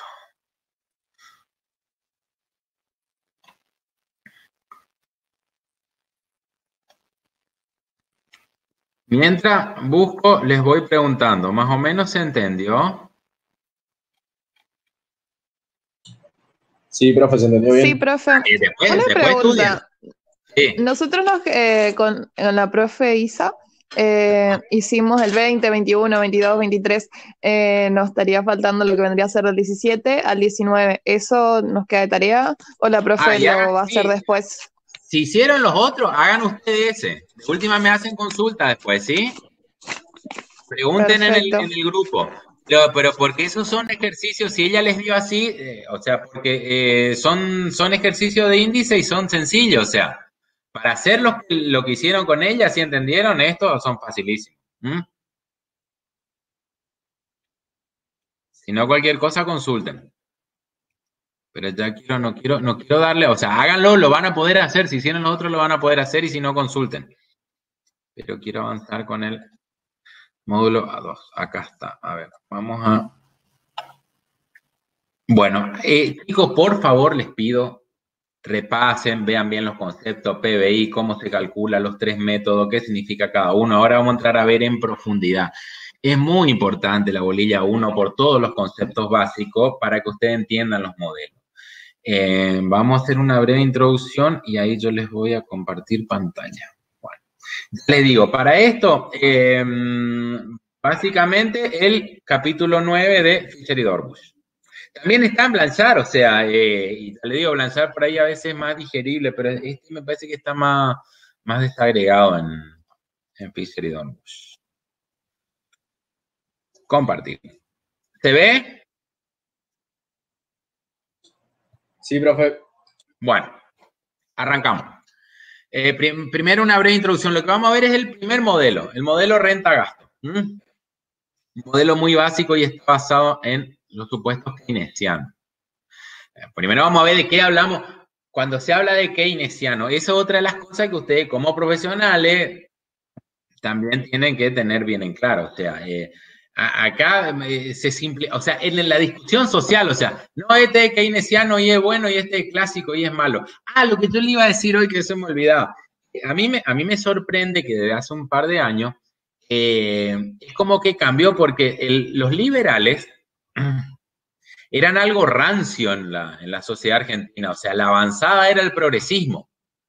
Los liberales era como que eran, bueno, llevado a lo argentino, ¿no es cierto? Eran los malos, eran los injustos, eran lo que querían la pobreza, eran los que gobernaron en la dictadura. La dictadura nunca fueron liberales. O sea, ahí vamos, ¿qué es el liberalismo llevado como política de Estado? Y bueno, sí, la apertura y la desregulación para dejar que fluctúen libremente la oferta y la demanda, o la regulación mínima necesaria, lo que ustedes vieron como liberalismo. Bueno, pero el subsidio que hizo la dictadura, el negocio que hizo, vean la bicicleta, lo que fue la bicicleta financiera, eso no es liberal ni cerca. Entonces no se puede decir, primero, el consenso de Washington, y esto es otra cosa, sí, la dictadura neoliberal. La dictadura nunca pudo haber sido neoliberal porque el consenso de Washington fue del 89 y la dictadura empezó en el 76. Así que así que si se llama neoliberal a los que aplican las políticas del consenso de Washington, es difícil llamarla antes. Bueno, ponele que no, bueno, pero igual las aplicó, no se llamaba todavía, pero la aplicó, no. Lean lo que fue la bicicleta financiera, una vez que avancen en el curso de Martínez de O, y díganme si eso era liberal. O sea, hizo el peor subsidio, el más burdo que se haya hecho en la historia argentina, que es subsidiar el capital financiero y darle seguro de cambio a empresas que tomaban créditos en dólares afuera, asegurado, el Banco Central le aseguraba, le daba un seguro de cambio. ¿Qué decía esto? Si había una devaluación, le cubría la diferencia. Entonces salieron todos a endeudarse en dólares. Esto hacían las empresas. te endeudaban en dólar afuera, traían acá que te ofrecía tasa altísima, una vez que se iba a producir una devolución, ahí cambiaban de vuelta a dólar y lo fugaban. La Argentina le quedó la deuda y la bicicleta financiera de Martínez de O no, fue lo que fundió el país. Y Martínez fue el ministro de Economía de la dictadura, y entonces, pero acá, cuando uno entra a ver fino y uno dice, bueno, uno acusa al neoliberalismo porque la bicicleta financiera neoliberal, y no tiene nada que ver.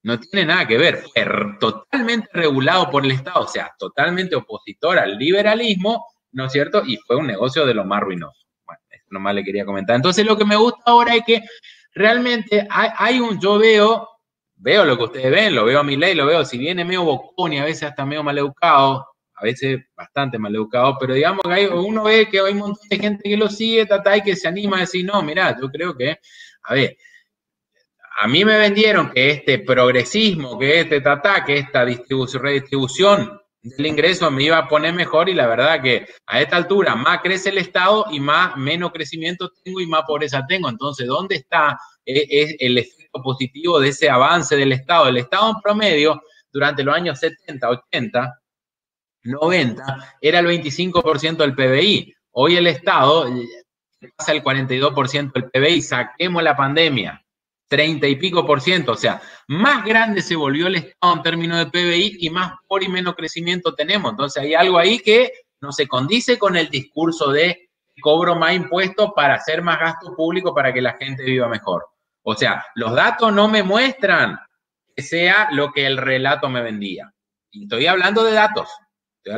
Miren evolución del gasto público sobre el PBI en los últimos 40 años y miren evolución de la pobreza durante ese mismo periodo. Voy a decir, pero ¿cómo? Si se recaudó más, se gastó más, ¿cómo que esto tendría que haber bajado o no subido? Y la verdad no es así. Bueno, vamos al introducción al tema. Bueno, la eterna discusión. ¿Están viendo ahí, no es cierto?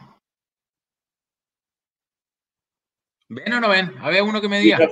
Sí, profe. Bien, perfecto. Sí, profe, se ve. Bueno, lo que vamos a ver ahora es una contraposición entre modelos clásicos, neoclásicos y los modelos keynesianos. El neoclásico, le resumo en síntesis, es ese que dice que, o sea, el clásico, la economía clásica parte de que el mercado es un hecho natural. Está en la esencia de la naturaleza del hombre. El neoclásico admite de que no es natural, sino que el Estado tiene que ir construyendo las reglas, pero para que haya mercado. Por eso se lo llama neoclásico. No tiene nada de malo, digamos, que, bueno, construir las reglas, siempre y cuando las reglas sean para eso, para que haya un buen funcionamiento del mercado, inclusive protegiendo a las personas de los abusos de las posiciones dominantes, o sea, protegiéndolo de los monopolios, protegiéndolo de la falta de información de esto. Entonces, el modelo clásico supone, estos son los supuestos para armar un modelo macroeconómico, que la población es activa, el stock de capital y la tecnología son fijos. Esto ya vamos a ver cuando hay crecimiento. O sea, en realidad, entonces, no, el empleo o desempleo va a depender de la población. La población está plenamente empleada, pero ¿y cómo si hay desempleo? Bueno, porque el supuesto clásico es de que si una persona no trabaja es porque no está dispuesta, o sea, a prestar su fuerza laboral al sueldo que le ofrecen. O sea, dicen que el desempleo es voluntario. Este es un supuesto neoclásico, lo cual me parece una barbaridad. Pues eso, tampoco es que yo soy, en realidad yo no soy ni clásico, ni neoclásico, ni keynesiano, ni o sea, leo los manuales y me parece a mí que esto está bien, esto está mal, y la verdad que me parece que se forma en esa doctrina de decir yo soy tal cosa, y en realidad después se juzgan desde la ideología. Yo prefiero analizar qué me parece bien y qué me parece mal. También me puedo equivocar, pero al menos trato de hacer un análisis más objetivo del supuesto, de la situación o del postulado. Entonces, dice que la población, el modelo neoclásico dice que la población está plenamente empleada porque parte de esto. No, el que no trabaja es porque no acepta que el que le quiere pagar con la chipa del día. Como caso extremo les digo, Porque dice que si no estuvieran regulados los mercados de trabajo, entre otras cosas, por los sindicatos, entonces, cuando hay desempleo, los empresarios bajarían, o sea, al ofrecer menos sueldo, bueno, ya lo vamos a ver bien en el mercado de trabajo, pero es sencilla la relación. Si yo puedo pagar menos, contrato más trabajadores. Y si contrato más trabajadores, no habría desempleo. Y una vez que no hay desempleo, como ya no tengo trabajadores para contratar y como está todo ocupado, entonces también para evitar, ahí tengo que evitar que se vaya mi trabajador, entonces ahí le tengo que aumentar el sueldo. Este es el supuesto. Entonces, cuando hay desempleo, los sueldos deberían dejarse bajar más fácilmente para entonces los empresarios absorben con menos costo a los desempleados y cuando hay mayor empleo, los aumentos de sueldo van a venir solos. El dinero no tiene influencia en la producción. El dinero se inventó como reemplazo de el trueque, ¿no es cierto? El dinero por sí solo no te genera satisfacción, no te podés vestir, comer o techarte con dinero. Lo que te permite el dinero es comprar cosas, ¿eh? Pero ¿cómo vas a comprar cosas? Porque vos generaste producción, vendiste esa producción, te pagaron dinero el equivalente y vas a comprar otra producción. O sea, esta es la neutralidad. Ya vamos a ver el tema dinero específicamente en la otra bolilla. Pero quiero que tengan eso, o sea, la neutralidad del dinero. ¿A qué apunta esto? A decir, vos querés, y tu problema pensás que la falta de plata, el problema macroeconómico, entonces, con emitir dinero a lo loco, no vas a solucionar nada, porque le vas a estar dando un montón de papel a la gente, pero no hay producto para que esa gente compre. Por eso dice que el dinero no tiene influencia. Va a haber tanto dinero como lo que sea necesario para mantener el intercambio de bienes. Más no va a generar cambios.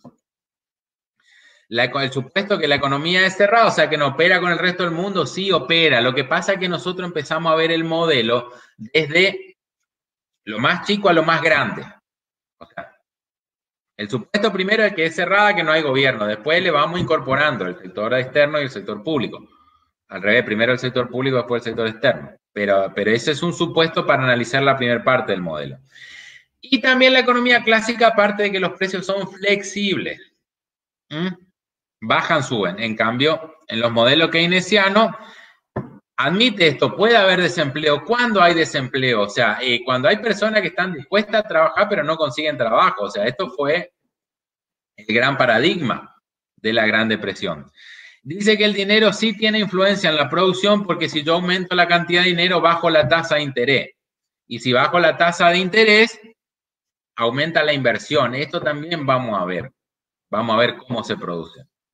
Le decía esto a Milei, te mata, porque esta es si quieren tener una de las grandes diferencias que existe entre los keynesianos y los libertarios, vamos a la diferencia académica, fuera de los insultos de Tata. Una de las diferencias académicas es que para los keynesianos la tasa de interés se forma en el mercado de dinero y para los libertarios, o sea, para los austríacos, digamos, vamos a la escuela, vamos a hacer más. Para los austríacos, la tasa de interés se forma en el mercado de bienes. Entonces, no es una diferencia menor. Cuando a ustedes le parece, bueno, ¿qué me importa? En cualquiera de las dos de la tasa. No es menor el tema. No es menor el tema. Pero esa es una de las grandes diferencias. Si quieren saber cuál es la diferencia entre clásico y keynesiano, entre austríaco y keynesiano, una es esa. ¿Dónde se forma la tasa de interés? ¿En el mercado de dinero o en el mercado de bienes? La economía puede estar abierta. ¿Cuál sería la raíz de todo eso, profe? De la diferencia. A ver, mira, lo de la tasa de interés, háganme acordar, pero me gustaría que primero veamos. Ustedes vean, primero conozcan oferta de dinero, demanda de dinero, y ahí lo volvemos a discutir. Pero es como te opera, o sea, ¿sabe por qué no es menor? Porque la política monetaria, o sea, entendida como la acción que hace el Estado para regular algo, la política monetaria opera sobre la tasa de interés.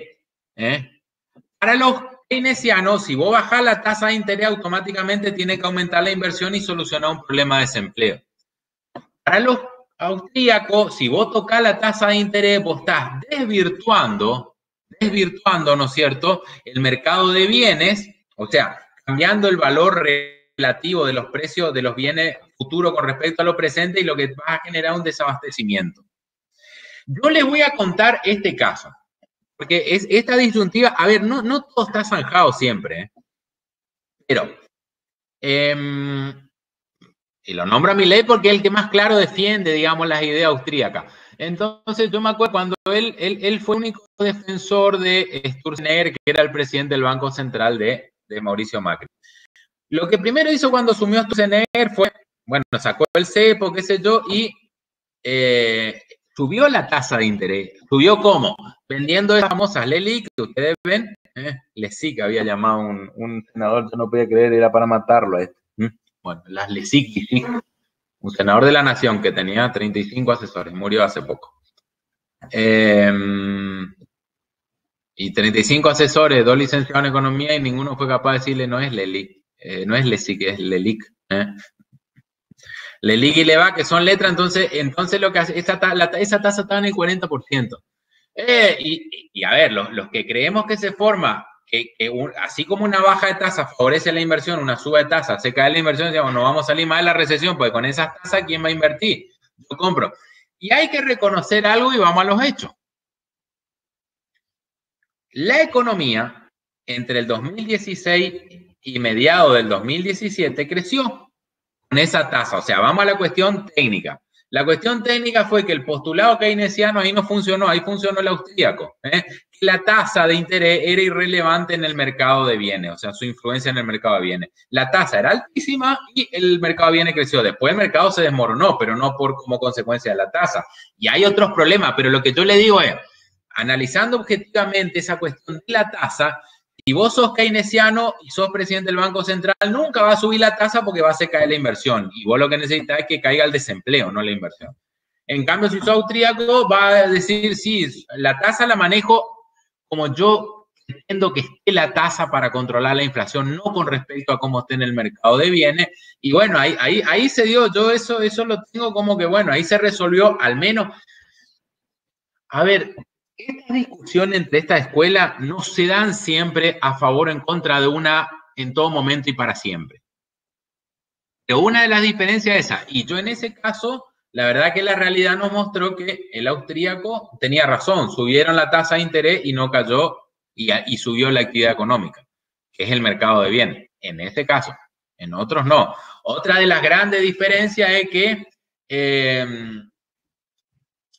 por ejemplo, y que ya vamos a ver cuando veamos en el mercado de trabajo acá es netamente keynesiano la fórmula que nosotros vemos porque es la del manual, ¿no? Porque nosotros, ya le digo, acá se mira el manual, estudiamos los manuales más usualmente utilizados. Pero para los keynesianos, los precios se forman a través de los costos. Principalmente uno de los costos es el costo laboral, entonces.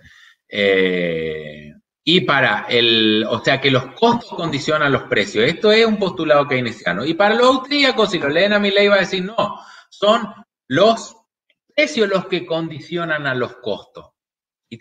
O sea, el argumento está muy bueno porque dice, si yo estoy dispuesto a pagar un precio caro, eso para atrás va a admitir pagar un costo caro. Si yo estoy dispuesto, o sea, es la soberanía del consumidor la esencia de la escuela austríaca. Entonces, si yo estoy dispuesto, o sea, toma como que al final el empresario es un esclavo, porque yo como consumidor, si me permitís elegir, yo voy a decidir a quién yo le asigno mi ingreso y a quién no. Tiene su argumento válido. Lo que sí, que yo le digo una cosa, cuando ustedes empiezan a trabajar en la actividad privada y ven que en la práctica aumentó la mano de obra, ¿cuánto es la grilla este mes? Un 5%, listo, trae la lista de precios y le aumenta un 5%, yo estoy viendo en la realidad de que, por una parte, los costos condicionan los precios. Pero no deja de ser, entonces ahí le doy un punto para los keynesianos y no los austríacos. Y así hay, pero es muy interesante el debate. ¿Quién me está preguntando? Bueno, sigamos. Profe, si se pone a analizarlo así, creo que esta vez coincido con los keynesianos. O sea, en realidad está bien en el punto medio, que se condicionan entre ambos.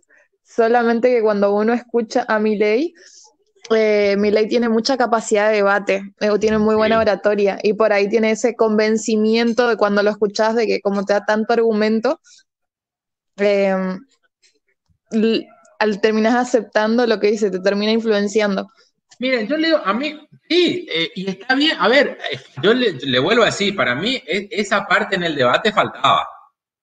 Nunca estuvo en la Argentina el debate o sea, los que defendían la posición liberal o austríaca Uno era el ingeniero Álvaro Alzogaray en los 80 y principios de los 90, que era un tipo que siempre estuvo cerca de la dictadura, un tipo rancio y aparte un tipo, o sea, nadie quería, era la UCD, era el Partido Liberal, o sea, no, y uno ya por verlo ya era un tipo desagradable.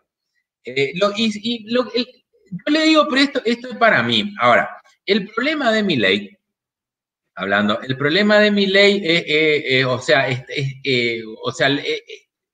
es su valor y su problema. Es la forma que él se expresa, porque zurdo y empobrecedor, por eso, bueno, eso, ¿por qué Milei le dice zurdo y empobrecedor a los keynesianos? Porque ahora cuando veamos el modelo keynesiano van a ver que el keynesianismo parte de unos supuestos, y cuando veamos el multiplicador, otra cosa, cuando veamos el multiplicador, si me olvido, háganme acordar de la crítica que hace Milei, pero primero le quiero enseñar el multiplicador y ahí les muestro la crítica.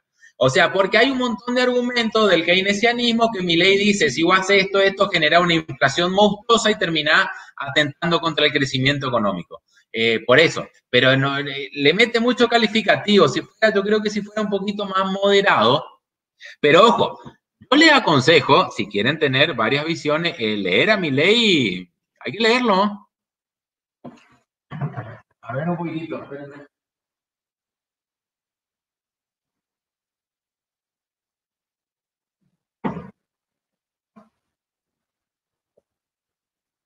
¿Tienen ganas? A ver si se ve.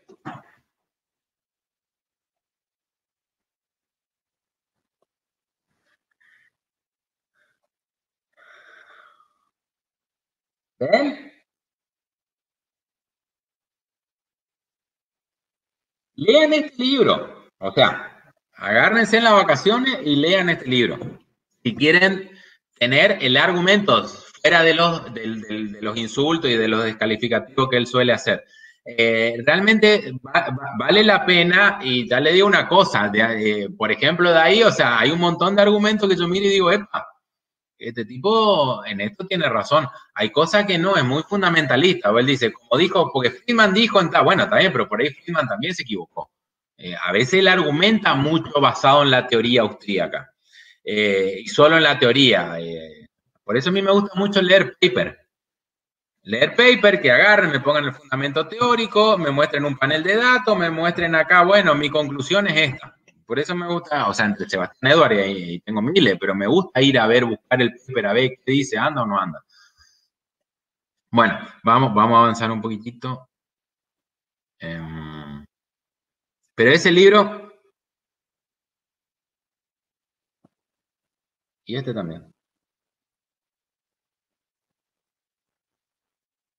Sobre todo la primera parte, él tiene su modelo, que tiene algunas diferencias con los modelos que vemos acá.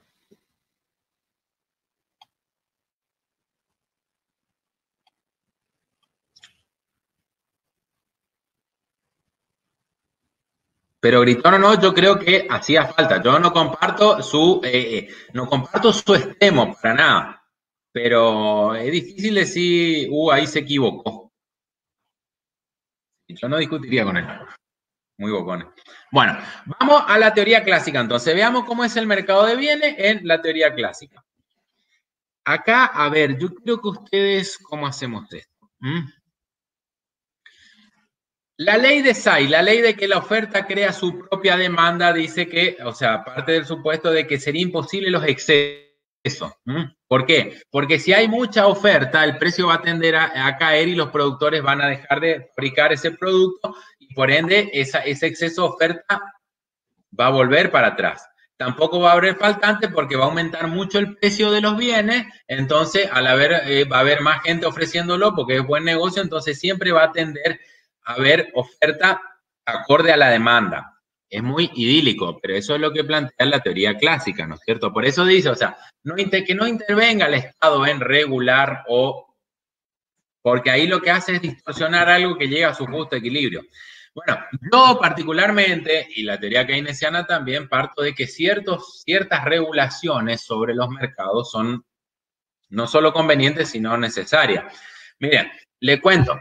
Cuando empezó la pandemia, obviamente, no había alcohol en gel. Había poco. Aparecían 2 alcohol en gel y volaban. Todo el mundo quería alcohol en gel. En ese caso puntual, el gobierno, ¿qué es lo que dijo? Acá el alcohol en gel no va a poder venderse a tal precio más que este precio, hasta que se normalice la producción. Una de las críticas liberales, creo que era Iván Carrino, sí, él lo hizo en un tuit, dice, por regular el precio del alcohol en gel desincentivan la producción del mismo, que se vería atraído por los elevados precios, producirían más y haría caer el precio por la mayor oferta basado en la ley de SAI. Me siguieron, quiero ver si me entendieron lo que les dije. ¿Me entendieron cuál era la acción del Estado y cuál era el argumento clásico de por qué no se tenía que regular, se tenía que dejar libremente el precio del alcohol en gel? Bueno, yo me pongo a pensar y me puse a pensar ahí, a ver un poquitito. Ubiquémonos en la realidad, porque en la teoría puede ser que los clásicos tengan razón, porque si yo veo que el precio está regulado y chato, no voy a tener incentivo a producir. ¿Para qué voy a producir si el gobierno me fija el precio y yo no gano? En cambio, en las ecuaciones del pizarrón y en la paz de los cementerios, yo puedo decir, sí, a mayor oferta, entonces a mayor oferta va a haber mayor competencia y cuando la oferta aumenta, el precio cae. Entonces voy a tener mayor producción y mayor satisfacción. Bueno, es cierto eso, pero yo me voy al caso particular y yo creo que fue oportuno decir, pero transitoriamente. Bueno, ¿saben qué? Para que no haya un abuso, porque la situación era imprevista, una pandemia, de golpe todo el mundo quería alcohol en gel y si vos dejás que aumente el precio, ¿quién se iba a quedar sin alcohol en gel? Los que menos recursos tienen, y eso es muy injusto. Entonces, particularmente en ese caso, para mí, y durante un tiempo determinado hasta que la situación se normalice en cuanto a o se vaya la pandemia o se produzca más alcohol. Lo que pasó es que se produjo más alcohol. A mí me parece que está bien que el gobierno le puso un techo porque hubiese sido muy injusto. Quizá a la larga pasaba. De hecho, seguro que iba a pasar a la larga lo que decían los liberales, de que deja nomás que suba el precio porque más van a producir, más rápido vamos a llegar a un abastecimiento. Entre que empezó la pandemia y entre que eso ocurra, en ese tiempo podía haber costado mucha vida, partiendo de que en ese momento el alcohol en gel era lo único que podía evitar de que uno se contagie. Aparentemente hoy no es tan así, pero le voy a lo que en ese momento uno creía. Entonces, ahí resulta que los de mayores recursos iban a poder acaparar todo el alcohol en gel que quisieran, ¿viste? Y los de menores recursos, encima que estaban en pandemia, perdiendo el trabajo, encima no iban a poder comprar alcohol en gel. A mí me parece que ahí el Estado intervino bien y durante un tiempo limitado, porque todas las intervenciones, sobre todo la regulación de precios, tienen un tiempo limitado. Esto es así. Está comprobado, no porque yo lo diga o quiera creer o no. Vos podés controlar precios durante un momento por un motivo determinado. Ahora, si lo querés hacer de manera permanente, esa que se hace en la Argentina, de que hay que vamos a una cosa, para que caiga el desempleo, pongo precios máximos, le doy a la maquinita, entonces de golpe la demanda, como no pueden aumentar los precios, lo que no aumenta por precio aumenta por cantidad y vendo más cantidad. Reventó, ya vamos a ver por qué revienta, y pues no es tan fácil. Ojalá fuera tan fácil. ¿Qué vamos a hacer acá? Si es tan fácil, bueno, pongo precio máximo a todo y le doy más plata a la gente para que compre más, sí, pero la historia no termina ahí. Bueno, entonces, ese, por ejemplo, es uno de los casos que cuando pasan casos así traten de aplicar a ver qué conviene acá. Entonces yo creo que en esa intervención puntual por un tiempo limitado estuvo bien, porque si no el precio se iba a ir a las nubes y que mucha gente se iba a quedar sin alcohol.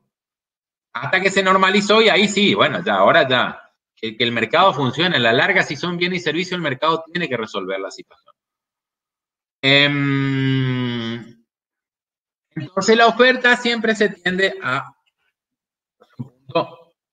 en equilibrio con la demanda. Bueno, el mercado de trabajo. Bueno, ya les expliqué hoy. Si los salarios fueran flexibles, ¿no es cierto? Esto se ajustaría y no habría desempleo. Si hay mucho desempleo, baja el valor del salario, entonces los empresarios contratan más gente y al contratar más gente, al haber más demanda de trabajo, entonces el salario también tiende a subir y al final queda en equilibrio entre la oferta y la demanda. Y el que no trabaja es porque no quiere o sea, no está dispuesto a aceptar ese salario. El salario lo ve como el precio del ocio. en el mundo. Salvo ahora, por eso, hay cosas que están sorprendiendo. Salvo ahora lo de Amazon, en general, las negociaciones salariales son rígidas y se manejan entre sindicatos y cámaras de empresarios.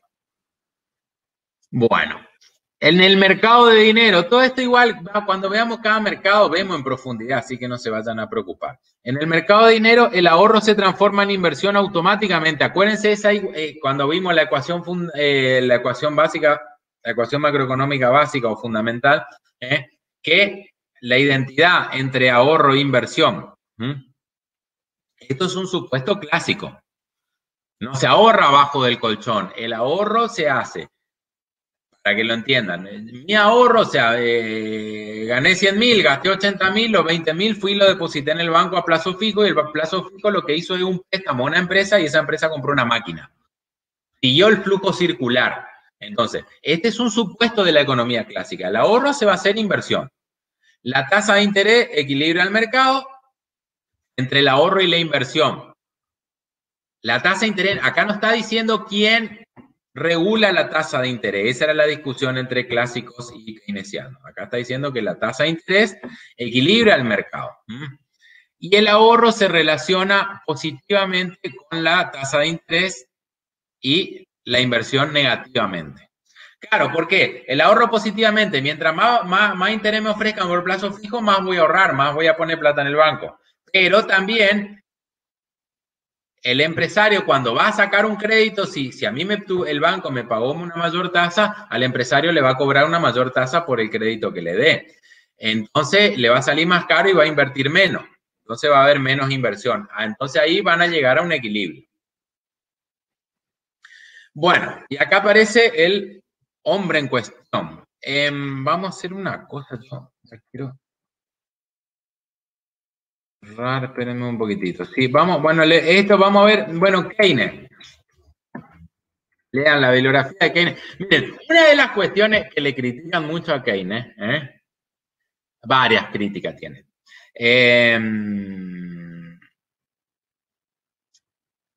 Primero, que la teoría general, el famoso libro de Keynes, se publicó en el 36 y la economía se empieza a recuperar, la economía norteamericana, después de la Gran Depresión, fue en el 29, la crisis del 29, el martes negro. Pero la economía se empieza a recuperar en el 32 y Keynes saca el libro en el 36. Entonces, como que no fue, o sea, no pudo haber sido nunca el libro de Keynes, la teoría general, el manual con el que la economía norteamericana se recuperó.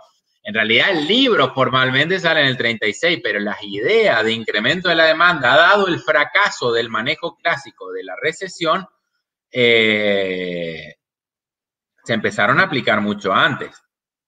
Es una de las críticas que le hacen. En el 44, Keynes también encabeza la delegación a la conferencia de Bretton Woods. El acuerdo de Bretton Woods fue un acuerdo que se hizo de posguerra. Después vemos bien la historia de la macroeconomía al final. El acuerdo de Bretton Woods fue un hito muy importante porque ahí se fijó el patrón oro. O sea, es como que Estados Unidos crean organismos multilaterales. ¿Por qué? ¿De dónde sale? Yo le cuento algo. El FMI y el Banco Mundial son organismos que salen del acuerdo, que son organismos multilaterales que se crean. ¿Por qué? Esto yo creo que es el principal aporte que se le debe a Keynes. Keynes escribió otro libro, incluso más importante para mí que la teoría general, o sea, la teoría general es el libro más difundido de Keynes y es el que, algunos dicen, yo le voy a decir una cosa, leer la teoría es un tema, hay parte que se entiende y parte que no, hay parte que se contradice. Lo que sí se entiende de la economía keynesiana es un paper que se llamó Mr. Keynes y los clásicos de Higgs, donde él modeliza ahí sí la teoría keynesiana. Ese paper sí es bastante más claro. El libro en sí, la teoría general,